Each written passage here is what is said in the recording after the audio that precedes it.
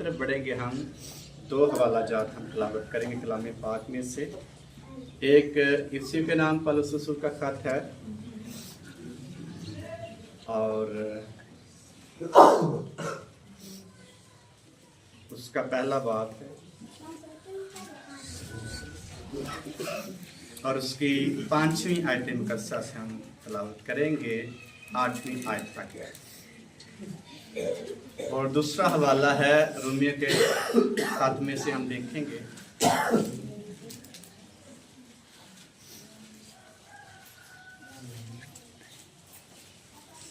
उसका भी 8वां बाब है और 14वीं आयत पाक में से लेकर हम 17वीं आयत मुकद्दसा तक पढ़ेंगे।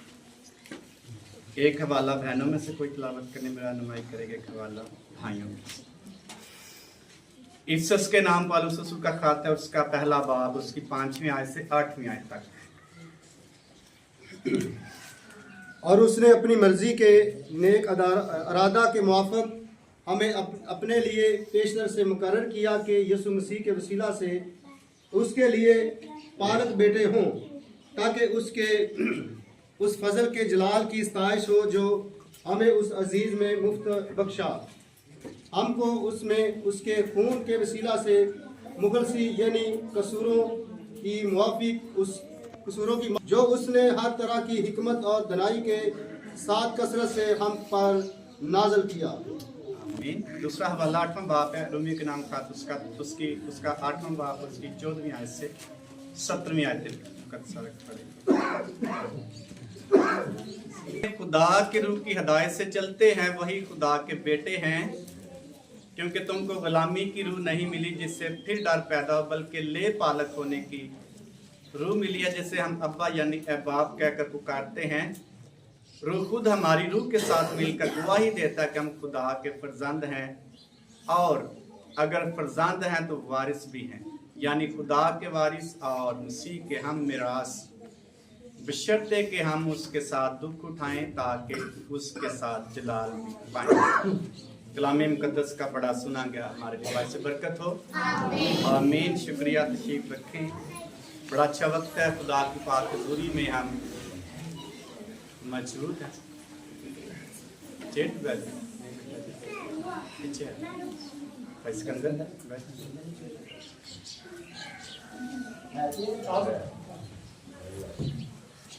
तो बड़ा अच्छा वक्त है, एक दिन खुदा हमें देता है कि हम उसकी हुज़ूरी में कुछ वक्त गुजार सके। दुनिया इस कदर मसरूफ़ तरीन है, हमारे पास टाइम नहीं कि हम खुदा को टाइम के है जिहड़ा काम ते नहीं जाएगा उहदा अपनी पर्सनल मसरूफियात होए।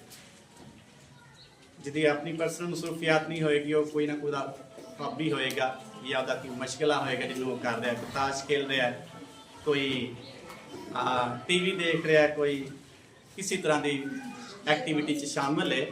इसलिए हर शख्स मसरूफ़ है, लेकिन उस शख्स के लिए बड़ी ख़ास ब्लेसिंग है खुदा की तरफ से, जो शख्स खुदा की हुज़ूरी में आ सकता है और आता है और अपना टाइम खुदा की हुज़ूरी में स्पेंड करता है। पादरी अर्नेस्ट मल की बात कोई शख्स बता रहा था कि एक रात वो दुआ में ठहरा और खुदा ने से कहा मैंने तुमसे कलाम करना है। तो पहला घंटा वो खुदा की हुज़ूरी में झुका, खुदा ने कोई कलाम नहीं किया। 2 घंटे गुजर गए, 3, 4, 5, तकरीबन 12 घंटे गुजरने के बाद उसने खुदा से कहा कि तूने मुझसे कोई बात नहीं की मुझसे। तो खुदा ने उससे कलाम के ये तेरे लिए काफ़ी नहीं है कि तू मेरी हुज़ूरी में आ गया बैठा हो। इतना वैल्यूएबल है खुदा की हुज़ूरी में आना। कभी कभी कहने कि दुआ ही करनी है, दुआ तो चलता करते बंदा कर सकता है और कर सकता है, इसमें कोई गलत बात नहीं है। इबादत ही करनी, घर भी कर लेंगे, वो भी कर सकता है बंदा। लेकिन जो खुदा का टाइम है, जो खुदा की जगह है, जो खुदा की मर्जी है, उसके मुताबिक चलना, उसके मुताबिक दुआ करना, उसके मुताबिक इबादत करना, ये बहुत बड़ी कदर व कीमत का बायस बनता है। इसलिए खुदा बनी इस्राएल से मुखातब होते कहता है कि मेरी राहें तुम्हारी राहें नहीं है। मेरे ख्यालात तुम्हारे ख्यालात, यानी मेरी रूह तुम्हारी रूह से मिलती नहीं, तुम मेरी मर्जी के मुताबिक मेरी इबादत या प्रस्तिश नहीं करते। करते हो लेकिन मेरी मर्जी के मुताबिक। खुदा की मर्जी क्या है कि हम उसको क्वालिटी एंड क्वांटिटी टाइम दें, यानी अच्छा टाइम दें और ज़्यादा टाइम। क्वालिटी एंड क्वांटिटी का मतलब है ज़्यादा टाइम दें और पूरा टाइम, अच्छा टाइम दें। सारी मसरूफियात से आज़ाद होकर अपने खुदा के पास वक्त गुजारे। ये खुदा का दिल है। इसलिए मिसाल की किताब में भी लिखा हुआ है कि उसकी खुशनुदी बनी आदम की सोबत में है, यानी मेल मिलाप में है। उसका दिल जो है खुश वक्त तो जब बनी आदम उसके साथ फेलोशिप करता है। इसलिए खुदा ठंडे वक्त बाद में आता और आदम से और हवा से क्या करता? फेलोशिप करता, मेल मिलाप रखता। और ये खुदा की खुशी थी। आज भी खुदा की खुशी है कि उसके साथ क्या रखे? मेल मिलाप रखे। लेकिन खुदा के साथ रिश्ता इंसान का उस वक्त टूटा जब बनी आदम ने नाफरमानी की और खुदा से दूर चला गया। और खुदा उस रिश्ते को बहाल करने के लिए प्लान बनाता है और उस प्लान में कामयाबी के साथ इंसानों को वापस बुलाता है। और वो है प्लान यीशु मसीह। और उस पर ईमान लाने से हम फिर खुदा के बेटे और बेटियां बन जाते हैं। खुदा के साथ हमारी रूह मिलती है और हमारा दिल मिल जाता है। जो शख्स तौबा करता है और फिर हम खुदा के बेटे और बेटियां बन जाते हैं। इसलिए हमने कलाम में पढ़ा है कि उसने अपनी मर्जी के नेक इरादे के मुताबिक हमें अपने लिए पेशतर से मुकर्रर किया कि यीशु मसीह के वसीला से उसके ले पालिक बेटे, कौन से बेटे बने? ले पालिक। तो आज जो हमारा टॉपिक है ये है ऑर्डर ऑफ द साल्वेशन, यानी निजात की तरतीब या निजात पाने के अनासर। तो आधा पैगाम मैंने पहले दिया हुआ है, 10 इसके पॉइंट्स हैं और मैं रिपीट करने लगा हूँ। आखिरी 5 हम थोड़ी देर के लिए गौर करेंगे।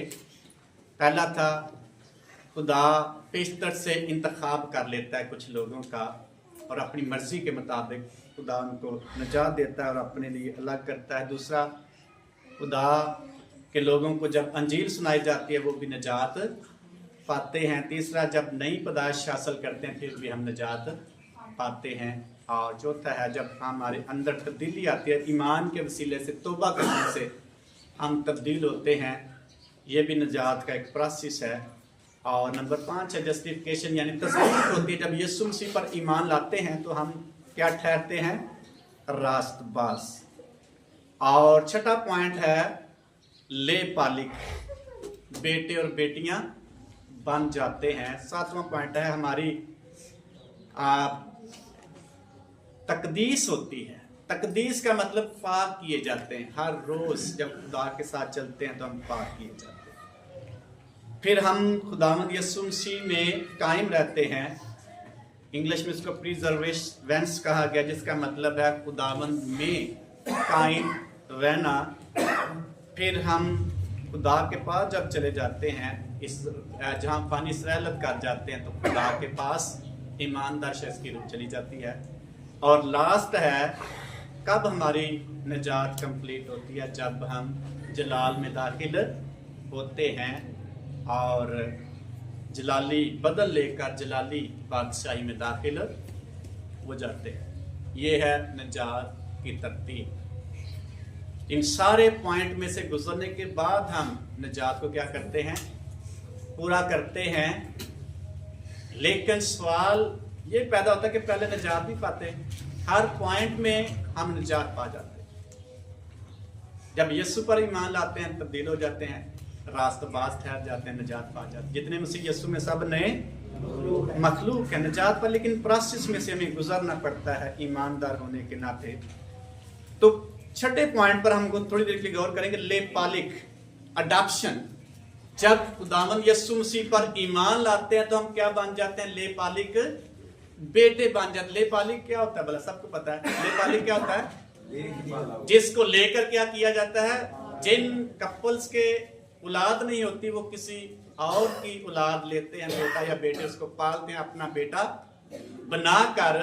तो निजात का एक प्रोसेस ये भी है, हम यीशु मसीह पर ईमान लाने से उसके लिए पालिक बेटे बन जाते हैं। और ये बहुत बड़ा शर्फ हासिल है एक इंसान के लिए, एक ईमानदार शख्स के लिए। तो यीशु मसीह के वसीले से हम लेपालिक बेटे बनते हैं और खुदा के खानदान में क्या हो जाते हैं, शामिल हो जाते हैं। हर एक शख्स जो यीशु मसीह के वसीले से निजात पाता है खुदा के खानदान का मेंबर है। तो कभी कभी समय ठीक है दुआ ही करनी है, खुदा ने पता है हमारी मसरूफियात बड़ी, हम खुदा के खानदान का हिस्सा हैं, उसके मेंबर। बड़े डाउट्स होते हैं हमारे अंदर, शक होते हैं, शुबाहत होते हैं कि पता नहीं निजात पाई है कि नहीं। लेकिन कलाम में लिखा है जब यीशु मसीह के वसीला से हम उस पर ईमान लाने से निजात पाते हैं तो खुदा के लिए पालिक बेटे बन जाते हैं। कोई शक की गल है?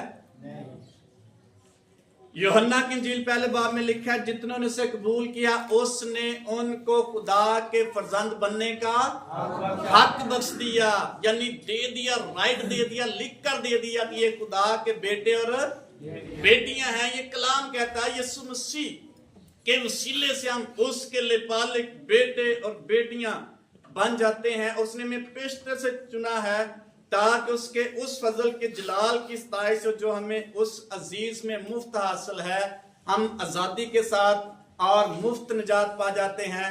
कोई पैसा नहीं देना पड़ता, कोई मेहनत नहीं करनी पड़ती। कभी कभी कहते हैं किसी को बोला जाए तौबा करने के, मैं हाले तैयार जरा मैं हाले मेहनत करनी है, अपने आप की करना है, लेकिन निजात मुफ्त है। जस्ट हमें खुदावंद यीशु मसीह को अपना निजात दींदा बोलने की जरूरत है, कहने की जरूरत है। रोमी खत में लिखा है ईमान कहां से लाया जाता है? ईमान दिल से लाना, और इकरार कहां से करना है?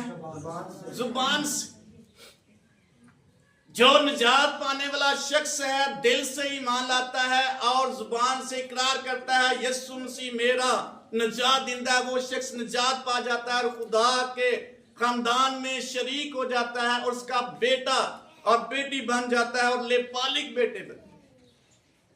खुदा ने हमें खरीद लिया यीशु मसीह के लहू के वसीला ताकि उसके बेटे और बेटियां बन जाए।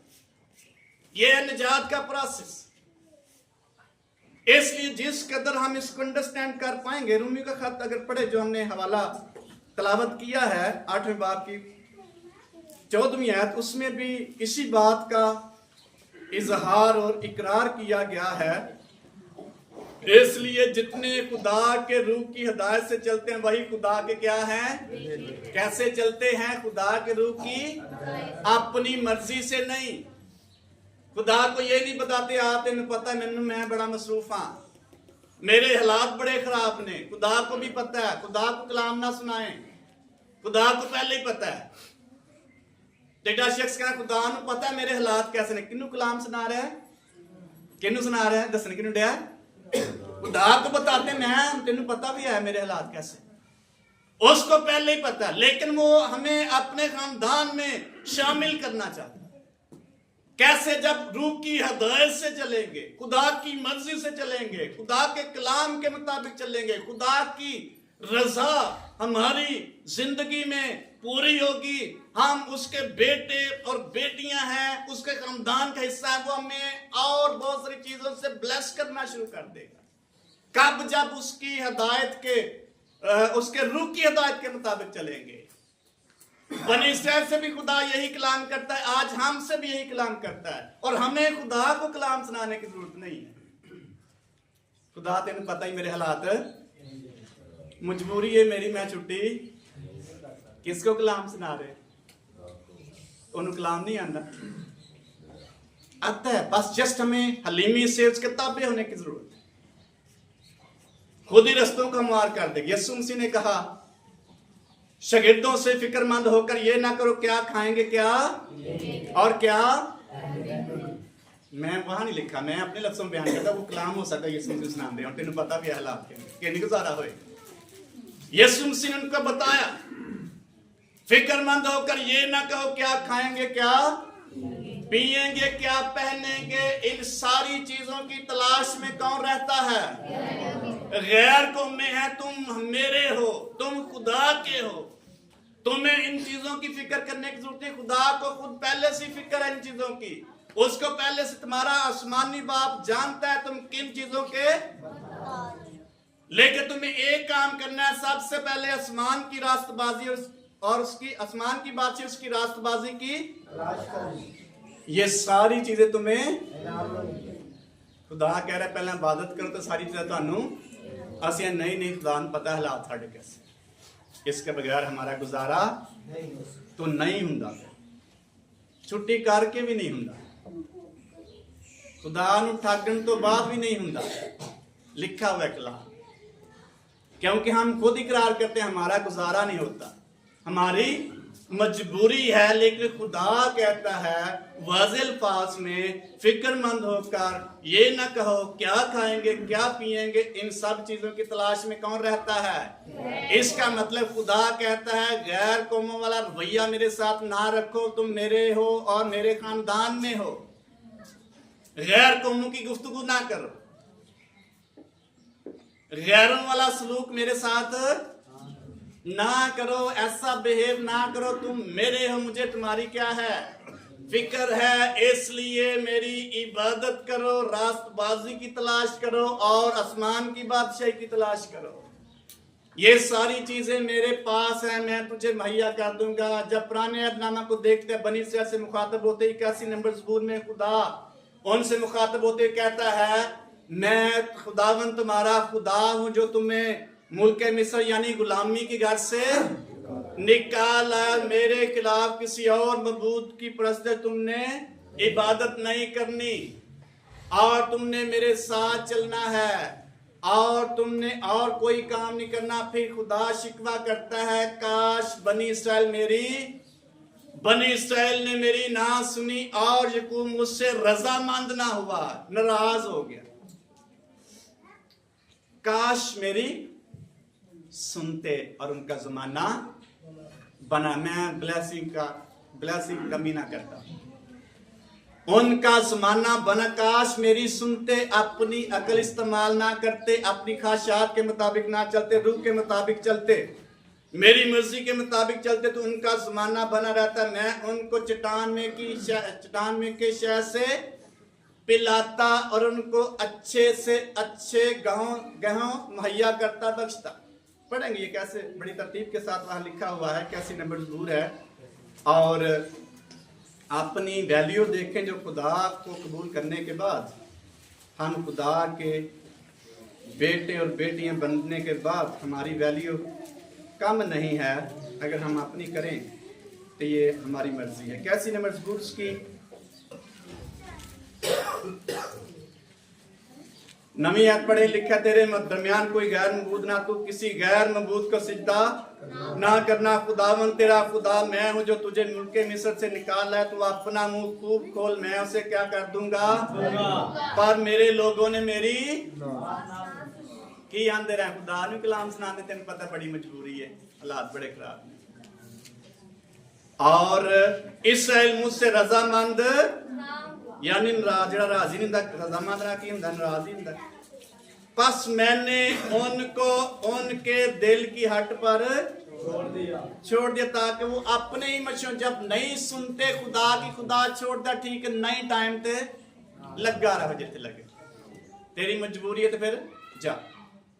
एक वक्त आता है खुदा कहता रहता है, जब कोई शख्स नहीं सुनता खुदा उसको छोड़ देता है, फिर वो दुनियादारी में खो जाता है, उसकी मुश्किलात और मसाइल कभी खत्म नहीं होती, उसकी मजबूरियां बढ़ती रहती हैं, ज्यादा होती जाती हैं, खुदा ही उसकी हेल्प नहीं कर पा रहा था करता क्योंकि उसने खुदा के साथ रजामंद। बस मैंने उनको उनके दिल की हट पर छोड़ दिया ताकि वो अपनी मशरों पर, काश, अफसोस के साथ कहता है, काश कि मेरे लोग मेरी इस्राइल मेरी राहों पर, मैं जल्द उनके दुश्मनों को मगलूब करता और उसके मुखालफों पर क्या करता, अपना हाथ चलाता। असी खुद ही लड़ते रहने अपने मुखालफिन, अपने हालात न, अपने मसाइल न, अपनी आजमाइशों से खुद ही लड़ते रहते हैं। खुदा कहता मैं उनके मुखालफों पर अपना हाथ खुदावन से अदावत रखने वाले उसके ताबे हो जाते और उनका जमाना हमेशा बना रहता।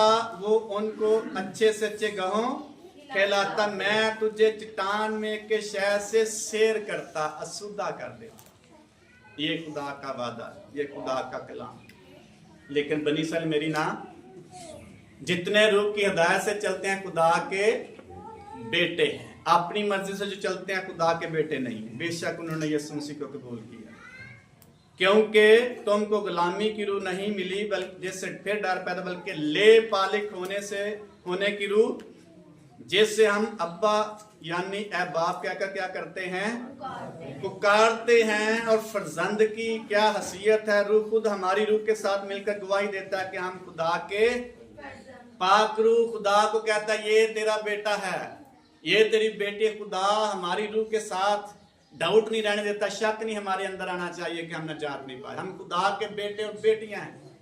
पाक रूह भी गवाही देता है हमारी, कोई और शख्स नहीं है। मेरे कहने से हो सकता है आप ना खुदा के फर्जंद ठहरे, आपके कहने से हो सकता है मैं ना, लेकिन जब रूह कुछ गवाही देगा कि ये खुदा का बेटा है, इसने यीशु मसीह को कबूल किया, इसने तेरे बेटे के लहू के वसीला से नजात पाई, तो हम हकीकत में खुदा के बेटे और बेटियां बन जाते। Hallelujah, hallelujah.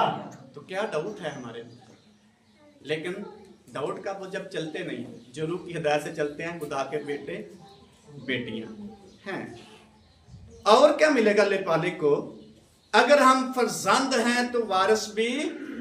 अगर फर्जंद बन चुके हैं और समझते हैं, कोई डाउट नहीं है, तो फिर हम खुदा के साथ वारिस हैं। पहले से मिरास मौजूद है हमारे लिए, यानी खुदा के वारिस हैं। खुदा हमारा है और मसीह के हम मिरास हैं। लेकिन कंडीशन क्या? बशर्ते कि हम उसके साथ दुख भी उठाएं। कब मिरास मिलेगी? अपने काम करना मिरास नहीं मिलेगी। अपनी मर्जी से जिंदगी गुजारने से मिरास के वारिस नहीं बनेंगे। अपनी मर्जी के साथ चलने से हम कभी भी खुदा के फर्जंद हकीकी नहीं बन सकते।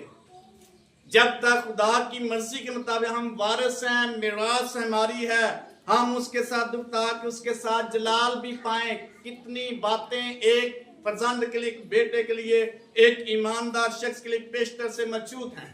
उसको हासिल करना, उस तक पहुंचना उस शख्स का काम। मजबूरी दिखाएगा। फिर कुपियां च तेल मुक गया, किन्ने मुकाया सी कुपियां तेल? किन्ने मुकाया सी? तो फिर आने दरवाजा खोलने का टाइम, फिर कहांगे तोबा कर ला, कोई गल नहीं। एक नौजवान ने तोबा की, और शादी आ गई, शादी में उसने ठुमका भी लगाया। किसी ने पूछा तू ईमानदार, उन्होंने कहा तोबा कर ला। हो सकता है तोबा, खुदा मौका देता है हमें, लेकिन कहीं मौका खो ना। उन्होंने दरवाजा खटका, खुदा लेट हो गई, बस उत्थे काम में पै गए, सो करते लेट हो गया, हुण असीं आ गए।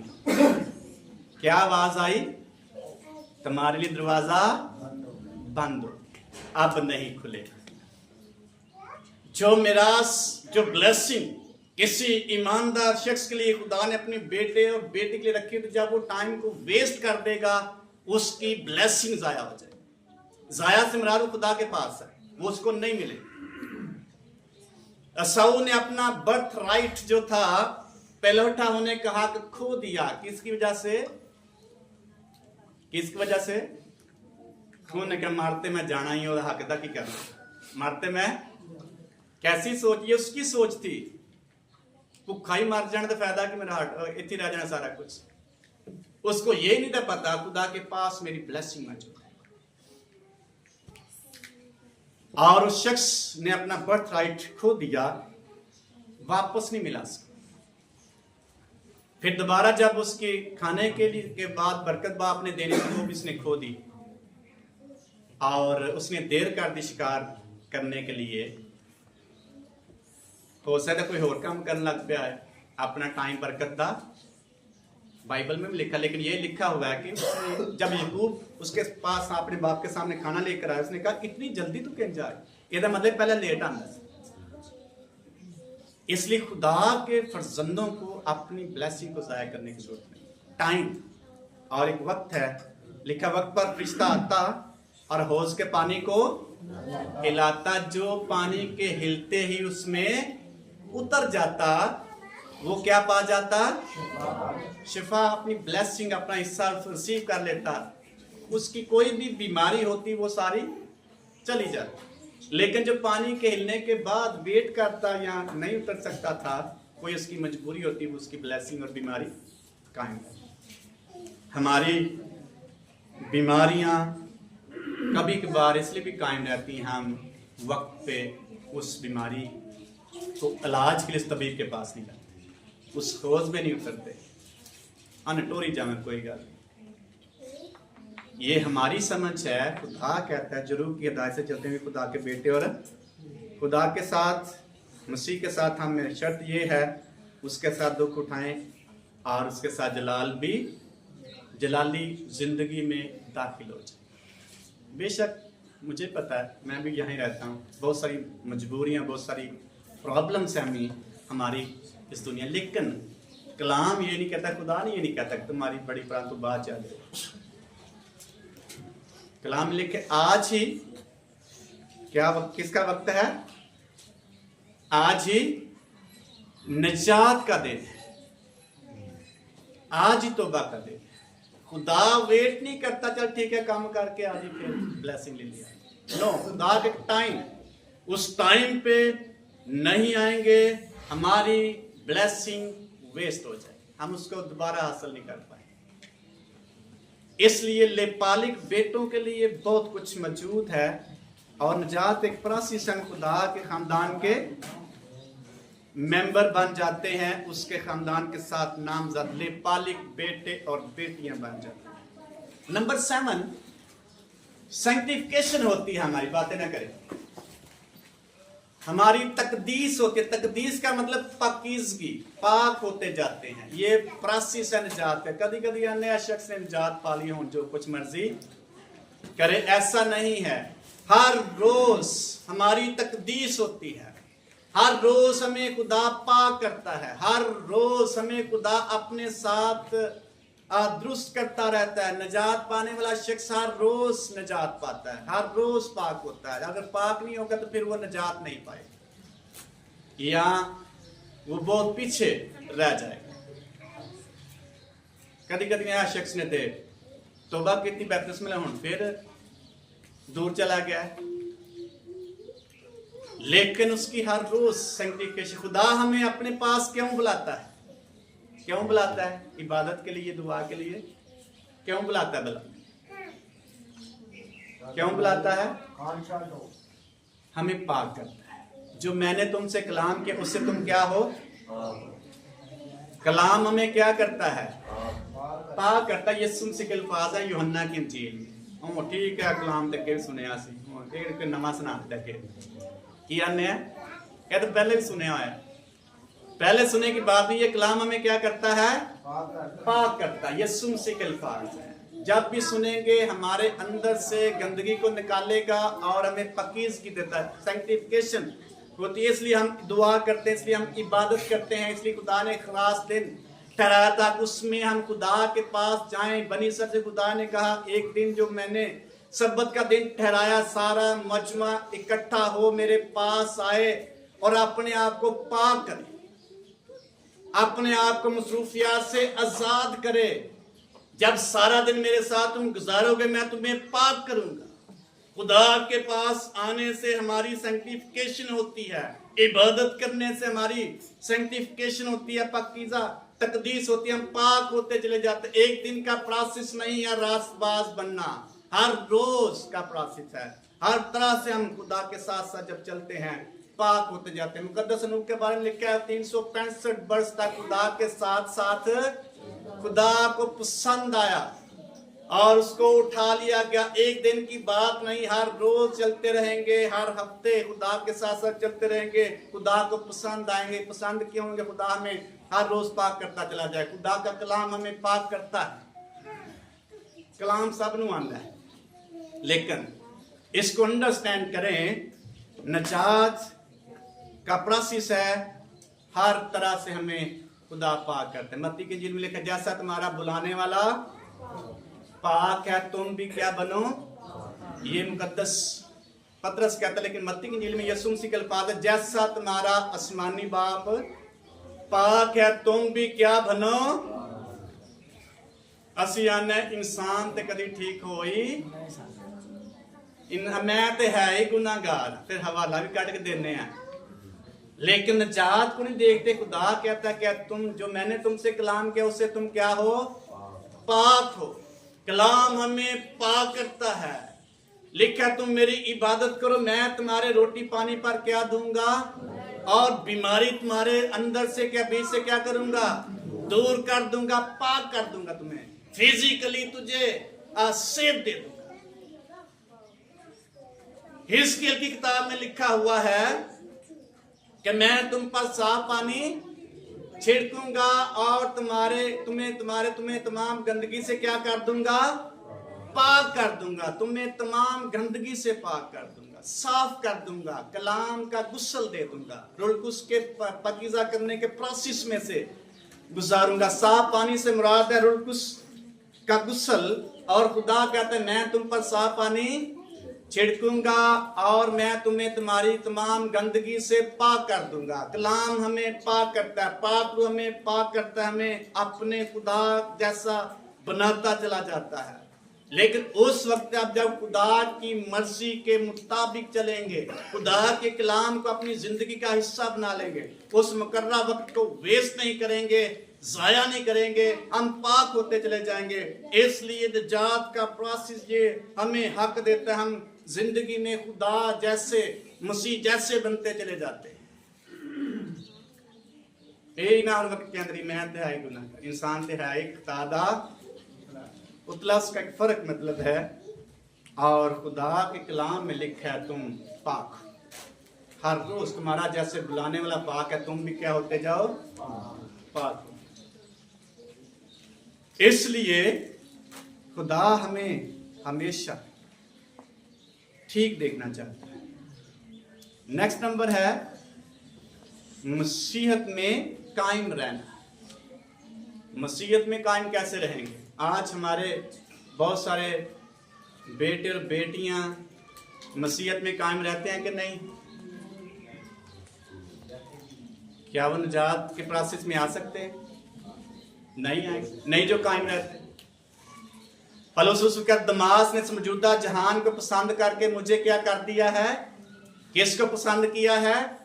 मौजूदा जहान को। दुनियादारी में वापस चला गया है। जो निजात पाने के बाद फिर दुनियादारी में चले जाएगा, वो शख्स निजात खो सकता है। लिखा मैं उनके नाम किताबें हया से क्या कर दूंगा, काट दूंगा। ऐसा खुदा कर सकता है। गुमराह हो जाएगा जो अपनी जगह से हट जाएगा, जो अपने ओहदे को किसी दूसरे को दे देगा, जो अपनी पोजीशन को होल्ड नहीं करेगा। और पोजीशन को होल्ड कैसे करना है? खुदा के साथ साथ चलने से हम उसमें कायम रहेंगे। जो डाली मुझ में कायम रहती है वही बहुत सा फल। जो डाली मुझ में कायम नहीं रहती वो क्या करती है?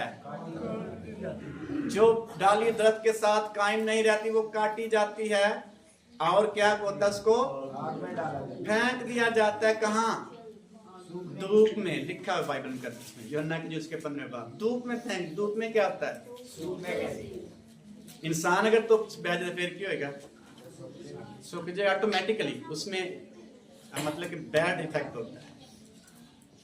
और जब उसको फेंकते सूख जाती है, और जब सूख जाती है फिर उसको कहाँ डाला जाता है? आग में डाल दिया तो उसका वजूद ही खत्म हो जाता है।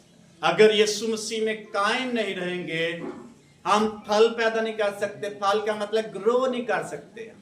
यीशु मसीह में आगे नहीं बढ़ सकेंगे, तरक्की नहीं कर पाएंगे, निजात को हम कायम नहीं रख सकेंगे, निजात के प्रोसेस में नहीं गुजर पाएंगे। यीशु मसीह में कायम रहने वाला शख्स निजात के प्रोसेस में से गुजरता है। बेशक हमारी बड़ी मजबूरियां हैं, लेकिन खुदा क्या देख रहा है? किसको देखता है खुदा?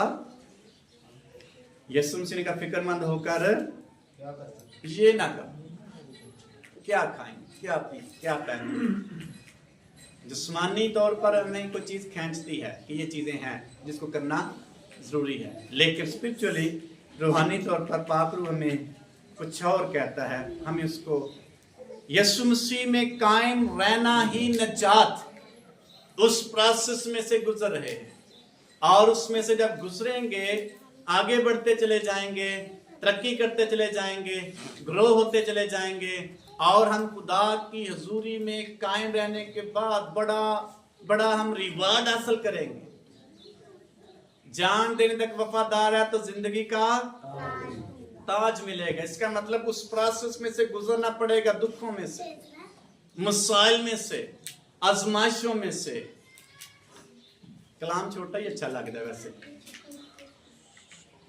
कलाम को रोटी से तशबीह दी गई है। रोटी अद्धी खाया तकवीयत मिलेगी कि ज्यादा खाया तकवीयत। ये जिस्मानी बात, सादा सी मिसाल है। इसी तरह जितना ज्यादा हम खुदा को सुनेंगे, खुदा से फीड होंगे, उतना ज्यादा हम रूहानी तौर पर तकवीयत पाते चले जाएंगे। पलूस का हवाला हम बड़ी जल्दी देते हैं कि उसने कहा 10,000 बातें कहने से मैं कितनी कह लूं, 5 ही कह तो इन्नी बढ़िया, इन्नी समझ आए थे, बहुत कुछ। वो भी अपनी जगह तो ठीक है, लेकिन एक ये भी है जितना हम नोश करेंगे कलाम को, खाना खाएंगे, हम तकवीयत पाते चले। लिखे हर रोज इकट्ठे होते खुदाई कलीसिया में। कैसे इकट्ठे होते? हर रोज खुदा उनमें अजीब काम और निशानात ज़ाहिर करता है, मुजज़ात करता है। एक दिन की बात नहीं, हर रोज। आज दुनिया के पास कितना टाइम है? हफ्ते बाद भी टाइम बड़ा मुश्किल है, हर रोज तो दूर की बात। इसलिए वो खुश दिली से काम करते और खुदा में बढ़ते जाते, ताजा दम रहते, खुश रहते और फ्रेश और ताजगी और इत्मीनान उनकी जिंदगियों में मौजूद था, क्योंकि वो हर रोज खुदा के साथ फेलोशिप करते, हर रोज ईमानदारों के साथ रहते, हर रोज कलाम सुनते, हर रोज प्रस्तिश करते, हर रोज खुदा के साथ टाइम स्पेंड करते, और खुदा का रूह उन्हें ताजा दम रखता। इसलिए अगर दुनिया के मसाइल से निकलना चाहते हैं, खुदा के साथ अपने रिश्ते को मजबूत कर लें, दूसरी चीजें ऑटोमेटिकली मुहैया कर देगा। यीशु मसीह ने कहा, किसी और शख्स ने नहीं, ये सारी चीजें तुम्हें मिल जाएंगी, मिल जाएंगी। पहले तुम मेरी बात सुनो, पहले मुझ में कायम रहो, फिर ये सारी चीजें मैं तुम्हें मुहैया करना शुरू कर दूंगा। इसलिए मुसीहत में कायम रहना, नजात के प्रोसेस में से गुजरना है। अगर कोई शख्स कायम नहीं रहेगा, डाली फल पैदा नहीं करेगी, और फल ना लाने से मालिक आता है और दरख्त में से क्या ढूंढता है? कितने साल आता रहा, इतनी जल्दी खुदा सा नहीं छड़ता, वेट करता है, वेट करता रहता, वेट कर हाथ हों ठीक हो जाए, बंदा हों ठीक हो जाए, हों ठीक, जो नहीं न बिल्कुल ठीक हो फिर खुदा छोड़े। कितने साल हमारा खुदा वेट करता था, हों ठीक हो जाए, फलदार बन जाए, हों ठीक हो जाए, फलदार बन जाए, हों तौबा कर ले। लेकिन जब बिल्कुल नहीं करेंगे फिर खुदा छोड़े। मैंने उनको उनके दिल की हट पर क्या कर दिया? छोड़ दिया। बड़ी दफा उन्होंने गाल समझाई, लेकिन उन्होंने मेरी नहीं सुनी। इसलिए कायम रहने वाला शख्स फलदार होता है। फल पैदा करने वाला शख्स खुदा का या मालिक का पसंदीदा शख्स है। ऐसा दरख्त बने जो मालिक को पसंदीदा हो। ऐसा दरख्त ना बने जो जिस पर यीशु मसीह नाराज हो जाए। उसने फल ढूंढने गया, उसको भूख लगी, उसने कहा उसमें फल, उसने आइंदा तुझे कभी फल ना ही लगे। और आज भी बागबान जो है, माली जो है, वो रिक्वेस्ट करता है मालिक से, एक बार और मेहनत कर लूं, हो सकता है ये फलदार बन जाए। खुदा फिर भी छोड़ देता, ठीक है। इसलिए फलदार जिंदगी गुजारे। कितना फल है हमारे पास, कितने लोगों को निजात तक लेके आए, कहने से नहीं, हमें फल कितना लगे। कितने लोगों, कितने सालों से हम खुदा की खिदमत में हैं, तो कितने लोगों को हम खुदा के पास बदरूहें निकालना फल नहीं है, ये ब्लेसिंग है खुदा की। उसने हमें काम दिया करने के लिए, शिफाएं देना ये ब्लेसिंग है खुदा की तरफ से, उसने काम दिया हम करने के लिए। लेकिन हमने कितने लोगों को अबलीस की आदत छुड़ाया और खुदा के पास, उसके खुदा के खानदान में शामिल कर। कितने लोगों को हम कहते हैं कि आज संडे आप सारे काम छोड़ो और खुदा के साथ चलो, साड़ी अपनी फैमिली मेंबर नहीं आते बाहर, तो हमने क्या खिदमत करनी, क्या फल ये है, लिखा है मुकद्दसीन का खून पुकारता है, और उन्होंने मेहनत की और उनका फल जो था रूहें थी, उन्होंने दुआई दी कि ये इनके वसीला से हमने तोबा। दानियल की किताब में लिखा जितनों जिनकी कोशिश से बतेरे क्या हो गए सादिक, क्योंकि ये नहीं लिखा जिनकी कोशिश से बदरुएं निकल गई, आजाद शख्स हो गया। वो भी जरूरी है, खुदा यीशु मसीह ने कहा ये काम करें। लिखा जिनकी कोशिश से बतेरे सादिक हो गए, वो आसमान पर यानी नूरे फलक पर किनकी माने चमकेंगे, सितारों की मानिंद अब्दुल अब्बाद चमके, चमकते रहेंगे। शाइनिंग स्टार बनने के लिए हमें फल चाहिए। इधर कोई शाइनिंग स्टार हो जिसका बड़े इनामात मिलते हैं। एक शाइनिंग स्टार हमारा पाकिस्तान में जो जेवलिन वो था खिलाड़ी था, उसने जीता। उस पाकिस्तान में शाइनिंग स्टार है, चमकता हुआ सितारा एक है, खिलाड़ी है, और उसको बड़े इनामात मिले और कई महीनों तक उसकी न्यूज चलती रही, उसको शो ऑफ करते रहे और अभी वो खत्म हो गया। लेकिन यीशु मसीह का शाइनिंग स्टार कब तक चमकेगा, अब्दुल अब्बाद चमकेगा, सितारों की माने। ये है ऐसा शख्स जो फलदार जिंदगी गुजारता है। जो शख्स यीशु मसीह ने कहा, उन्होंने कहा हमने बड़ी बदरूहें निकाली हैं, तेरे नाम से हम क्या करते रहे, मुजजात करते रहे। उसने कहा मेरी तुमसे वाकफियत। यीशु मसीह फल की बात करेगा, ग्रोथ कितनी की है, जो हमें करना चाहिए। यीशु मसीह के इरशादे आज़म को कितना पूरा कर रहे हैं, कितने लोगों को खुदा की बादशाही का फर्जंद बनने के लिए हमने कोशिश की है, कितने लोगों को हम खुदा के खानदान में शामिल कर सके। मुर्दे जिंदा करना बहुत बड़ी ब्लेसिंग है, लेकिन खुदा ये नहीं पूछेगा कितने मुर्दे जिंदा किए, उसका हिसाब खुदा कब मिलेगा। खुदा ये पूछेगा कितने लोगों को खुदा मेरी बादशाही में दाखिल तू कर सके। ये है फलदार शख्स, मसीहत में कायम रहने वाला, निजात को कायम रखने वाला शख्स फल पैदा करता है। और ऐसा शख्स जो अपना फल नहीं दिखा सकेगा, यीशु मसीह उससे ना खुश हो। इसलिए हम शाइनिंग स्टार बने। ये शाइनिंग स्टार ना बने, बड़ी बड़ी मिनिस्ट्री चल रही हैं और बड़ा बड़ा पैसा लोगों के पास, खुदा की ब्लेसिंग है, गाड़ियां बड़ी बड़ी उनकी। खुदा इन चीजों को नहीं देखेगा। हम में से हर की ख्वाहिश हमें गाड़ी मिले, अच्छा घर मिले, सब की है, ये नेचुरल है हमारे अंदर, खुदा ने रखा होगा। लेकिन खुदा बहुत बड़ी मिनिस्ट्री नहीं देखेगा, खुदा देखेगा कितना फल इसने, इस दरख्त के फल कितने लगे इस दरख्त के। आपको पहले भी मैंने ये कहानी या वाक्य बताया है, ये सही लाइव था बिली ग्राम का। वो कहता मैं रोया में देख रहा हूं, उसकी किताब में लिखा कि खुदावन यीशु मसीह तक पर बैठे हैं और ताज तकसीम कर रहे हैं। बहुत सारे लोग और भी हैं और ताज उनको दिए गए हैं। जब ताज के पीछे दो रह गए, एक बुजुर्ग माँ बैठी है और एक मैं रह गया हूँ। एक बड़ा ताज है, एक छोटा ताज है। और कहता मेरे दिल में था कि ये ताज बड़ा किसको मिलेगा, क्यों बड़ा ताज मिलेगा।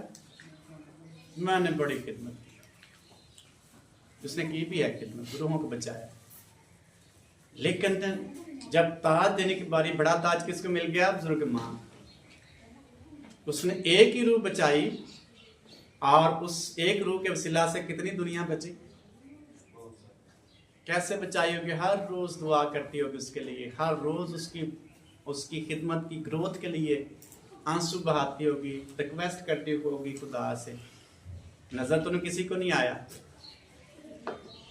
इसलिए जो शख्स लीडर होता है उसके लिए, उसकी ग्रोथ के लिए, उसकी तरक्की के लिए कितना हम मेहनत करते हैं।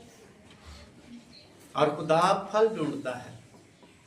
और बड़ी बड़ी मिनिस्ट्रीज जो हैं ये बड़ी ब्लेसिंग हो सकती है, लेकिन खुदा फल देगा। फल कितना हमारी जिंदगी कायम रहने के लिए फल की हमें जरूरत है। 9वां पॉइंट है खुदा के साथ जाना। खुदा के साथ कब जाएंगे, कब खुदा के पास चले जाते हैं हम? जब इस जहां फानी से चले जाएंगे। पौलुस रसूल कहता है फिलिप्पियों के खत में, जी तो चाहता है कूच करके मसीह के पास रहूं। जी तो चाहता है कूच करके कहां रहूं? क्या बताएगा वहां जाकर? जस्ट ये बताएगा मैंने आपकी खिदमत की है। फल देखे खुदा, खुदा वहां हिसाब करेगा तुम तेरे पास फल कितना है, क्या करता जो कुछ मैंने कहा था। कहता जी तो चाहते कूच करके मसीह के साथ रहूं।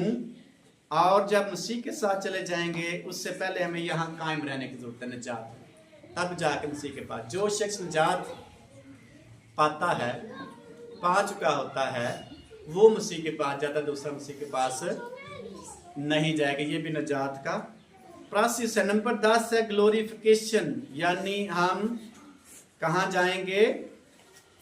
कहां जाएंगे? जलाली बादशाही में दाखिल हो जाएंगे, बड़े जलाल में दाखिल होंगे। पतरस के खात में लिखा है जो खुदा के, उसने हमें खुदा के बेटे की बादशाही में बड़े ही इज्जत के साथ दाखिल किया है, या हम होंगे, दाखिल किए जाएंगे बड़ी इज्जत के साथ। कौन दाखिल होगा? जो निजात पा चुका शख्स है, निजात को कायम रखने वाला शख्स जलाल में दाखिल होगा। ऐसी जलाली सूरत कभी किसी ने नहीं देखी जो वहां एक ईमानदार शख्स को, निजात याफ्ता शख्स को मिलेगी। जब पतरस और यूहन्ना और याकूब रसूल को लेकर यीशु मसीह पहाड़ पर जाते, मरकज की अंजील में लेकर उसके नामे बाप में, तो लिखा वहां यीशु मसीह की सूरत क्या हो गई? बदल गई। उन्होंने रोया में देखा। तो कैसी सूरत थी? पोशाक कैसी थी? सफेद पोशाक थी। ऐसी पोशाक जो धोबी भी धोकर सफेद नहीं, इतनी जलाली, इतनी शाइनिंग उन्होंने देखकर उनको बड़ा सुरूर आया। ये जस्ट एक उनको झलक दिखाएगी। जलाल में ऐसी सिचुएशन होगी, ऐसा माहौल होगा जलाल में।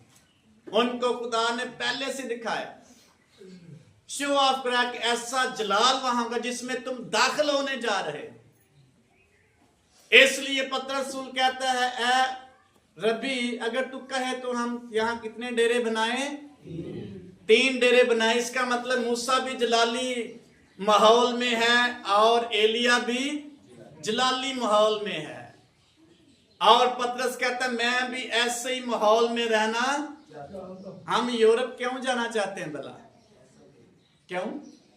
पैसे से हटके वहां समझते हैं वहां बड़े पुरसकून जिंदगी, इत्मीनान से भरी है और अच्छी और सहल जिंदगी। यहां बड़ी मुश्किलात है, बड़े प्रॉब्लम है। कहां इंसान जाना चाहता है? जहां उसको माहौल पुरसकून मिले, सहूलियात मिले, उसको वहां इंसान जाना चाहता है। लेकिन जलाली बादशाही में निजात याफ्ता शख्स जाएगा, खुदा का बेटा और बेटियां उसमें दाखिल होंगी, और ऐसा जलाल जो कभी भी कोई शख्स नहीं देख सकता। जस्ट ईमानदार शख्स जो है उस जलाल में दाखिल होगा। खुदा के बेटे और बेटियां दाखिल होंगी। लिखा है हम यीशु मसीह के हम मिरास हैं, बशर्ते इसके साथ क्या उठाएं, और उसके साथ जलाल में दाखिल किए जाएंगे। जो हमारी सोच और समझ से बिल्कुल बाहर है, बाला है। ऐसा जलाल पौलुस रसूल करंथियों खत में कहता है, ये दम भर की मुसीबत हल्की सी मुसीबत है, ये जलाल के मुकाबिल नहीं जो भारी है, कई गुना ज्यादा है। ये मुसीबतें उसके सामने कुछ भी हसीयत नहीं रखती। सारा कुछ जोड़ दे रहे थे, मैं भी शामिल इसमें, एवी बांझे और सारी एज हम हालात ही ठीक करते रहते हैं जो नहीं होते भी हैं, लेकिन नहीं भी। लेकिन उस जलाली बादशाही में दाखिल करने के लिए कितनी मेहनत करते हैं, दाखिल होने के लिए। जहां ना मेहनत करने पर just we have to walk with God, just हमें खुदा के रूह की हिदायत के मुताबिक चलना, जस्ट हमें लब्बैक कहना जो कुछ खुदावंद कह रहा है। वो कहता है मेरे पास आओ, उसके पास चले जाएंगे, वो कहता है मेरे पीछे चले और उसके पीछे चले आएंगे, वो कहता है मेरी इबादत करो, इबादत कर, जस्ट हमें लब्बैक कहना है। और ऐसी जलाली बादशाही में दाखिल करेगा जो बयान और समझ से बाहर। ये निजात का प्रोसेस है, वहां निजात का प्रोसेस कंप्लीट होता है। इसलिए जलाली बादशाही में कैसे दाखिल हम होंगे, 3 प्रोसेस और भी हैं जो इसमें शामिल हैं। जस्टिफिकेशन चार्ट में बताने लगा हूं, सैंक्टिफिकेशन और ग्लोरिफिकेशन। जस्टिफिकेशन जो ही हम खुदावंद यीशु मसीह को कबूल करते हैं, हमें क्या मिल जाती है? जस्टिफिकेशन, यानी कि वो हमें बरी कर देता है। अब ये मुजरम जज को आता है बरी हो गया ये शख्स, अब इस पर कोई इल्जाम नहीं है, ये मुजरम नहीं है, ये आजाद शख्स। जब यीशु मसीह को कबूल करता है, जस्टिफाई कर देता है, खुदा कहता है ये खुदावन के ये अब मुजरम नहीं है, गुनाहगार नहीं, बल्कि ये रास्तबाज है। हालेलुया। इस प्रोसेस सेकंड है पकीज़ा करता रहता है, सैंक्टिफिकेशन होती रहती है हर रोज हमारी। और सैंक्टिफिकेशन सोने से नहीं होगी, काम करने से नहीं होगी, अपनी मर्जी से चलने से नहीं होगी। कैसे होगी? खुदा के साथ चलने से। फिर सैंक्टिफिकेशन हर रोज हमारी। नंबर 3 ग्लोरिफिकेशन है, हम जलाल में बड़ी इज्जत के साथ क्या होंगे? दाखिल किए जाएंगे। जलाली बदन हमें मिलेगा, फिर वहां ना भूख होगी ना प्यास होगी, फिर वहां हमें रोशनी की जरूरत नहीं पड़ेगी, फिर ये खौफ नहीं होगा गैस नहीं आनी और बिजली नहीं आनी। पहले से प्लानिंग करनी पड़ती है, हमें करनी भी चाहिए, लेकिन वहां की बात कर, वहां में इन चीजों की जरूरत नहीं पड़ेगी। कब नहीं पड़ेगी? जब यहां से हम उदावत में चलते चलते उस जलाली शहर में दाखिल हो। वही शहर में क्या होंगे, भी हमने गाया भी, वही शहर में जिनके किताब में नाम मिले। कोई और शख्स नहीं दाखिल हो सकता। जिनके किताबे मुकद्दस में नाम मिलेंगे वही दाखिल होंगे। इसलिए किस काम के लिए हम कोशिश कर रहे हैं? शाइनिंग स्टार बनने के लिए कोशिश कर रहे हैं या दुनिया में शाइनिंग स्टार बनने के लिए कोशिश कर रहे हैं? खुदा के भी शाइनिंग स्टार हैं और दुनिया में भी शाइनिंग स्टार हैं। खुदा के शाइनिंग स्टार जो हैं वो अब्दुल अबाद रोशन ही रहेंगे, बुझेंगे नहीं, फेड नहीं होंगे, वो चमकते ही रहेंगे। और यहाँ की जो शाइनिंग स्टार हम अगर बनेंगे, यहाँ फेड हो सकते हैं, बुझ जाएंगे, खत्म हो जाएंगे। किसके शाइनिंग स्टार हम बनेंगे और किस ग्लोरियस बादशाही में दाखिल होने के लिए अपने आप को तैयार कर रहे हैं, ये हम पे डिपेंड करता है। आप दुनिया की फिक्रों में खो जाएंगे, आपकी फिक्रें बढ़ती चली जाएंगी। आप तजर्बा करके देख ले, आपके पास बड़ा कुछ है फिर भी आपकी फिक्र कभी खत्म नहीं हो सकती। आप खुदावंद यीशु मसीह की फिक्र करना शुरू कर लें, आपकी जो दुनियावी फिक्रें हैं वो कम होना शुरू हो जाएंगी। आप तजर्बा करके देख ले, ये खुदा कहता है सारी फिक्रें मुझ पर क्या कर दो, डाल दो, मुझे तुम्हारी क्या है। वो हमारी फिक्रों को बांट लेगा, हमें हमसे शेयर करेगा, हमारा बोझ हल्का कर देगा। दुनिया की फिक्रें बोझ हमें ज्यादा करती चली जाएंगी, भारी होता चला जाएगा। ऐसी फिक्रें जो हम उठा नहीं सकते, और एक वक्त ऐसा आएगा जो शख्स बोझ से दब जाएगा, वो खुदकशी करने के लिए तैयार हो जाएगा। वो हालात से रोना शुरू कर देगा, हालात की वजह से इतना दुखी हो जाएगा, वो शख्स आजादी हासिल नहीं कर पाएगा। लेकिन जब यीशु मसीह की फिक्र करेंगे, वो हमारा बोझ बांटना शुरू कर देगा। उसने कहा मुझे तुम्हारी फिक्र है, मैं तुम्हें आजाद करने के लिए आया। इसलिए ग्लोरिफिकेशन में दाखिल होने के लिए हमें हर रोज यीशु मसीह के साथ साथ चलते रहने की जरूरत है। इन सारी आजमाइशों और मसाइल के बावजूद जलाल में दाखिल होने के लिए हमें अपने खुदावन यीशु मसीह के वसीला से खुदा के बेटे होने के नाते रूह की हिदायत से हर रोज चलना है और खुदा की मर्जी को अपनी जिंदगी में पूरा शाइनिंग स्टार बनने के लिए फलदार जिंदगी गुजारनी है। और पाक हमें खुद ही गाइड करेगा, हमें जरूरत नहीं पूछने की। यीशु मसीह ने शागिर्दों से कहा जब तुम्हें जेल में डाला जाएगा तो वहां फिक्रमंद ना होना, हम क्या कहें तुम्हें गलते उठे आनी नहीं, टेंशन बड़ी होनी है। तो क्या होगा, पाकरू तुम्हें क्या कर देगा, सिखा देगा तुम्हें क्या कहना है। रूह कुछ समय खुद गाइड करना शुरू कर देगा। लेकिन कब, जब हम पाकरू के ताबे हो जाएंगे, जब हम खुदा के कलाम को अपनी जिंदगी में जगह दे देंगे, जब खुदा के कलाम को अपनी जिंदगी का हिस्सा बना लेंगे, पाक रूह की हिदायत से हम जलाली बादशाही में दाखिल होंगे। पाक रूह हर रोज हमें लीड करता हुआ कहां ले जाएगा, उस जलाली बादशाही में जो पेशतर से ईमानदारों के लिए तैयार कर रखी है। अब इब्लीस हमें लीड करता है, जहन्नम की तरफ लीड करता है। हम किससे लीड किए जा रहे हैं, किसकी रहनुमाई में चल रहे हैं, ये हम पे डिपेंड करता है। लेकिन कलाम हमें बताता है हमें किस राह पर चलना है। बनी इसराइल से खुदा ने कहा इस तस्वीर किताब में 4 बातें मैं आपके सामने रखता हूं, जिंदगी, लानत, मौत और बरकत। लेकिन तू किसको चुन, लीड क्या कर रहा है खुदा, किसको चुन, जिंदगी को चुन। बरकत भी छड़ दे, बरकत छड़नी चाहिए कि नहीं, खुदा ने कहा बरकत भी, लानत भी छड़, लानत ऑटोमेटिक छड़ांगे, और मौत भी छोड़, किसको चुना, जिंदगी कौन है, यीशु मसीह जिंदगी है। यीशु मसीह ने कहा मैं इसलिए ताकि तुम जिंदगी बल्कि कसरत की जिंदगी पाओ। यीशु मसीह के बगैर कोई शख्स जलाली बादशाही में दाखिल नहीं हो सकता। यीशु मसीह के बगैर कोई शख्स निजात नहीं पा सकता। यीशु मसीह के बगैर कोई शख्स निजात में कायम नहीं रह सकता। यीशु मसीह के बगैर कोई शख्स सैंक्टिफिकेशन में से नहीं गुजर पाएगा। इसलिए आए खुदावंद यीशु मसीह के ताबे करते हुए अपनी फिक्रें उस पर डालते हैं और उसके ताबे होते हुए उसकी इबादत, उसकी प्रस्तुत, उसकी पूजा करने के लिए आए। खुदा से वादा करे, कमिटमेंट करके मेरे पास टाइम हो, मैं तेरी हजूरी में चलता हुआ अब्दी मिरास को क्या कर सकूं, हासिल कर सकूं। आमीन। और ये मिरास एक ही हस्ती के वसीला से मिलेगी, वो कौन है, यीशु मसीह। यीशु मसीह के लिए जोरदार तालीम नहीं कर सकता। दुआ करेंगे, अपनी आंखों बंद करेंगे, सोचेंगे मैं एक खास शख्स हूँ, मैं खुदा के खानदान का बेटा। मैं सब अपनी आंखों को बंद रखेंगे और काम की शुक्रगुजारी में भाई सरफराज को दावत देता कि वो काम की शुक्रगुजारी की दुआ करें, उनके कलाम की शुक्रगुजारी कर सकते हैं। खुदावंद तेरी तारीफ, तेरी हमदो सताइश करते हैं इस घड़ी, इस मौका के लिए